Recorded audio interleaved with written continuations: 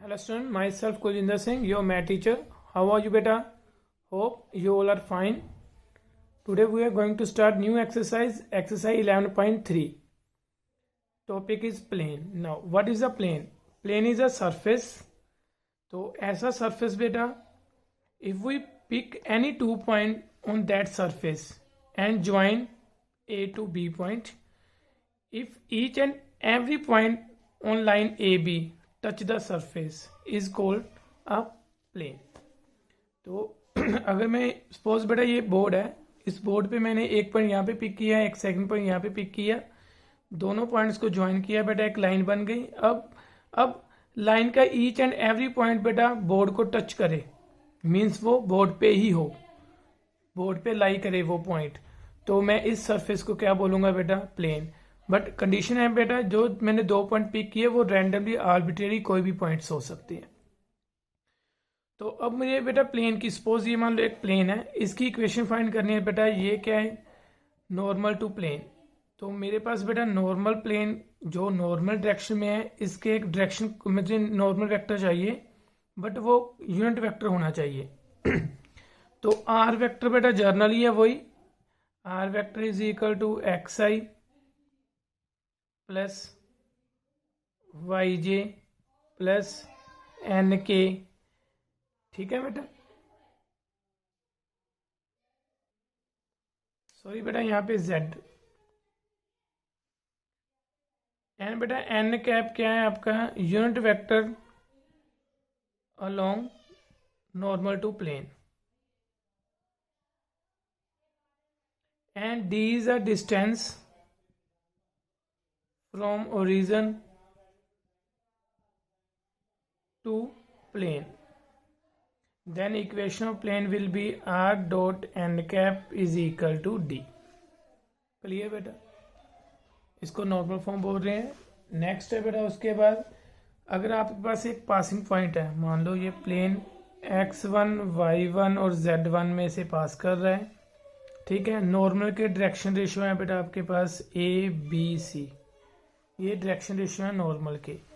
Then बेटा equation will be x minus x1 into A B time y minus y1 plus c into Z minus z1 is equal to 0। Actually क्या किया बेटा, मैंने यहाँ पे एक जर्नल पॉइंट पिक किया x y z।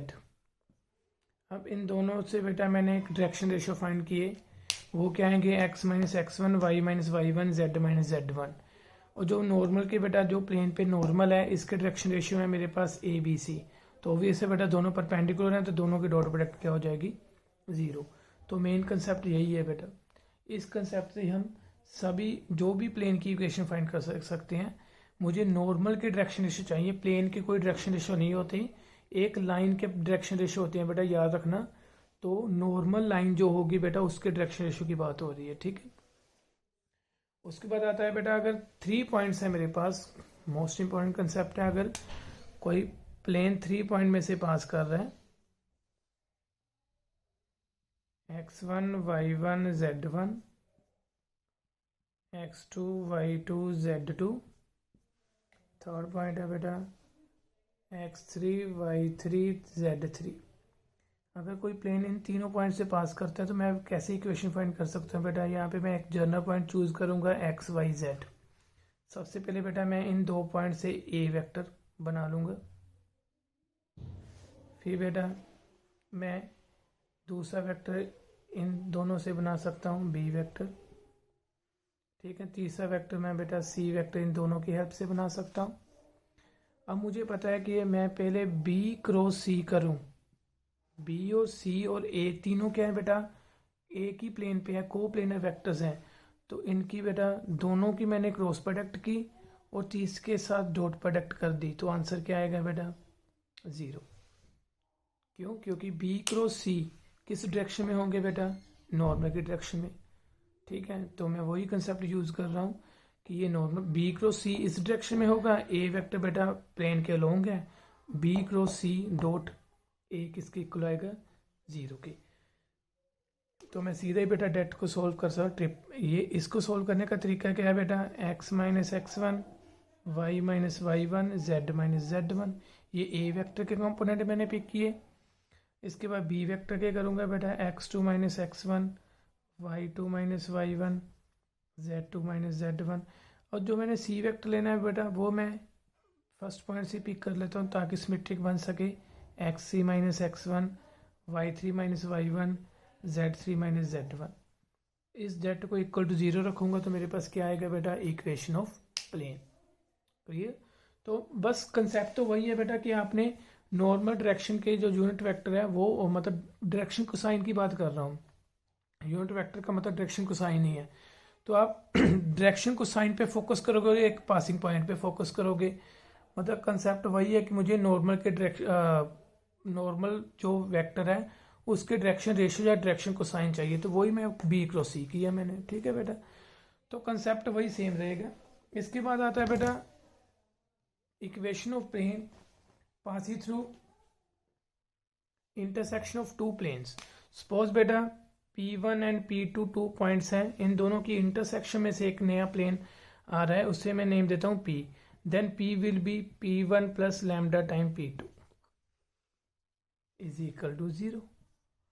ठीक है बेटा, ये एक फॉर्मूला है कि अगर आपके पास दो प्लेन में से इन दो प्लेन की इंटरसेक्शन में से तीसरा प्लेन पास थ्रू करे तो मैं इस कंसेप्ट से बेटा प्लेन की इक्वेशन फाइंड कर सकता हूँ। तो एक क्वेश्चन बेटा ट्राई करते हैं। मेरे पास दो प्लेन गिवन है बेटा x plus Y plus Z is equal to 1, 2x plus 3y plus 4z is equal to 5। इन दोनों में से प्लेन पास थ्रू करे and perpendicular to x minus Y plus z is equal to 0। तो मैंने एक ऐसा प्लेन फाइंड करना है बेटा जो इन दोनों के इंटरसेक्शन में से पास करे और इस प्लेन के परपेंडिकुलर हो। तो मैं इन दोनों से बेटा अगर पास करेगा तो प्लेन क्या बनेगा, x plus Y plus Z minus 1 is equal plus lambda time 2x plus 3y plus 4z minus 5 is equal to 0। यही फॉर्मूला बेटा मैंने अप्लाई किया। अब इसकी बेटा नॉर्मल के डायरेक्शन रेशियो क्या हुए, 1 प्लस 2 लैम्डा क्योंकि coefficient of x, then coefficient of y 1 plus 3 lambda and z का कोफिशिएंट बेटा 1 प्लस 4 लैम्डा। ये डायरेक्शन रेशियो है बेटा एक प्लेन की जो रिक्वायर्ड प्लेन है। और ये बेटा जो गिवन प्लेन है मेरे पास इसके डायरेक्शन रेशियो क्या है, 1, -1 एंड 1। अब ये दोनों प्लेन आपस में परपेंडिकुलर हैं तो इनके नॉर्मल भी क्या होंगे बेटा आपस में परपेंडिकुलर, तो इनकी dot product 0। 1 plus 2 lambda -1 minus 3 lambda plus 1 minus 4 lambda is equal to 0। 1 से 1 बेटा कैंसल, ये 1 ही बचा just. 2 lambda minus 3 lambda minus 4 lambda, तो बेटा इसको सोल्व करोगे तो आपके पास -5 lambda is equal to 0। Then बेटा लैम्डा विल बी 1/5।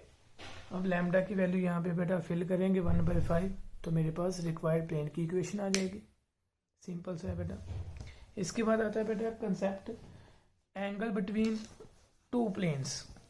तो दो प्लेन्स के बिटवीन एंगल कैसे देखा जाएगा बेटा, जो भी टू प्लेन के बिटवीन एंगल होगा बेटा वही angle same as it is angle जो है बेटा उनके नॉर्मल्स के बिटवीन होगा।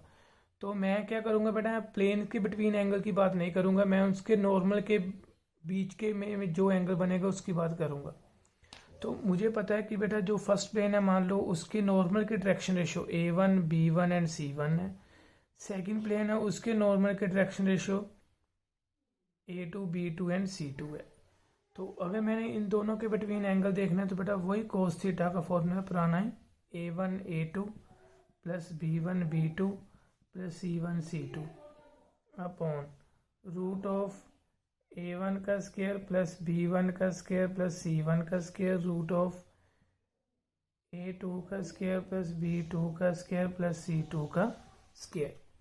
तो मेरे पास नॉर्मल के डायरेक्शन रेशियो होंगे तो मैं उनसे फाइंड कर सकता हूँ। क्लियर बेटा। तो एक्सरसाइज 11.3 बेटा कंप्लीट करना। All the best, God bless you बेटा।